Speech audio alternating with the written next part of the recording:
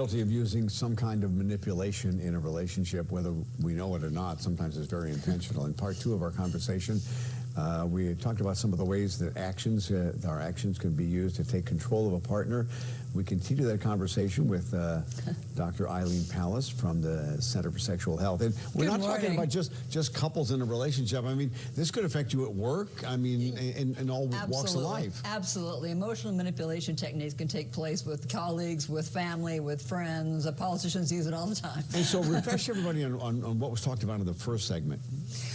Before we talked about the first 5, and I'm doing the other 5 today, so we talked about gaslighting and projection and different other types of manipulation, but there's a lot of them out there, so I'm going to cover 5 more today. And these are not things you do subconsciously or inadvertently. These are things that you're doing. Sure, we all do, but that's a very important distinction that you're making. Absolutely, and thanks, because we need to say that. This isn't something I'm talking about the people. This is something you're planning on doing. You're trying to get the upper hand. We all do something stupid once in a while, but I'm talking about intentionally doing something to gain power and control over another person at their expense. And you've got 5 things. You start with assumptions. Assumptions is when people will often say, they'll assume they know what the other person means if they're not doing it accidentally. They're doing it intentionally to say, take what their understanding, their judgment, and project it onto the other person and say, this is what it is. So the person who actually made what they said is lost. There's nothing they can say. The other person's decided what they mean. They tell them what they mean. They stand by it, and so there's no conversation. Right? Yeah. It's a one-way flow. So it's not a relationship. A relationship takes 2 voices, 2 people, 2 thoughts, 2 ideas. If you decide, I know what you mean, it's only one person talking. That brings us right into isolation. Isolation is very common. This is a method people use in order to keep themselves in power. Again, the idea of the emotional manipulation techniques is to gain power and control. Those are the 2 key words over another person. If you can isolate them, and they do that by obvious things like frequently they'll try and turn you against your friends, your family, other people, keep you alone, keep you isolated from other people helping you. So they'll keep you lonely. Yeah. If you're on your own, then obviously the other person's the only one you have to listen to. Their voice is the only one you hear. When you say controlling your life, do you mean controlling somebody else's life?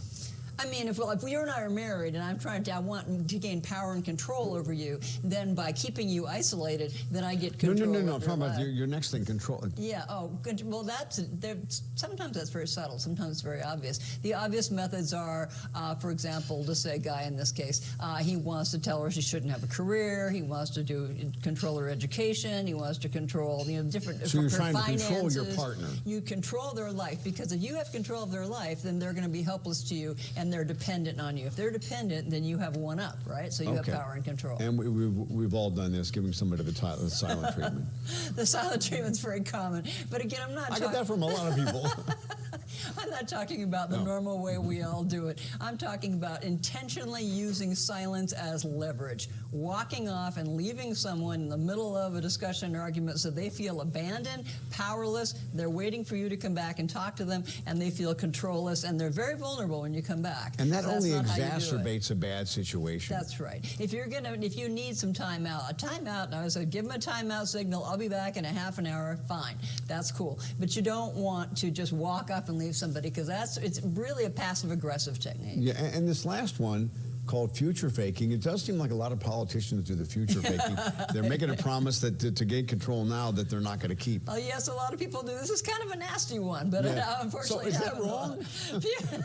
Future faking is when you make up a number of scenarios and you know exactly what the other person is wanting. It can be something really simple, like, oh, I'll call you, and repeatedly not do it. But the bigger ones I'm talking about are like, you'll promise vacations, children, marriage, romance, big promises, so that the other person stays waiting for you. And as long as they're waiting for you, then you have control, right? Because you continue to get what you want and your needs met, while the other person's kind of sitting there going, oh, I'm sure this is going to happen in the future. And of course, it never does. So does the manipulation in a relationship, is that one of the bigger causes causes for breakups or fights or things like that?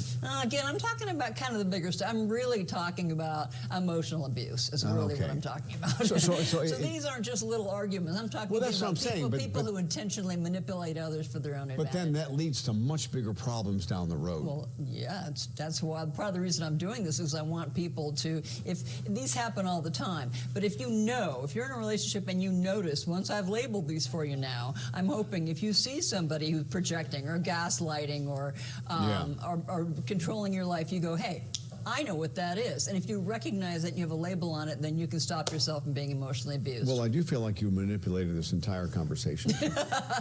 That's my specialty. Yeah, thank you. All right. For any relationship advice you need, you can reach out to Dr. Palace personally at her website, drEileenPalace.com. Peyton.